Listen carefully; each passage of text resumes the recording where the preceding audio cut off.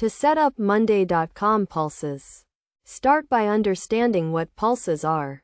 Which are the core elements of the platform, representing individual items or tasks within a board. Setting up pulses is essential to organize and manage work efficiently. First, log into your Monday.com account and navigate to the board where you want to create a pulse. Click on the plus icon at the top right corner of the screen to create a new pulse.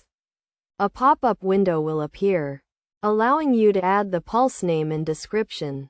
Enter a descriptive name for the pulse and add a brief description if needed. Next, assign the pulse to a specific group or team member by clicking on the assignee field and selecting the relevant person or group from the drop-down list. You can also set a due date for the pulse by clicking on the calendar icon and selecting the desired date.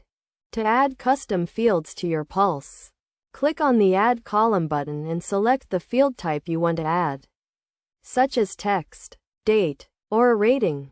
This allows you to capture specific information relevant to the pulse.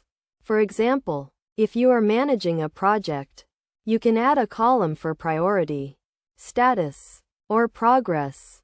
After setting up the pulse, click on the Create button to save it. The pulse will now appear on your board, and you can view its details by clicking on it. You can also update the pulse status, add comments, or attach files as needed. Best practices for setting up pulses include keeping the pulse name concise and descriptive, using relevant columns to capture essential information, and assigning clear due dates and owners.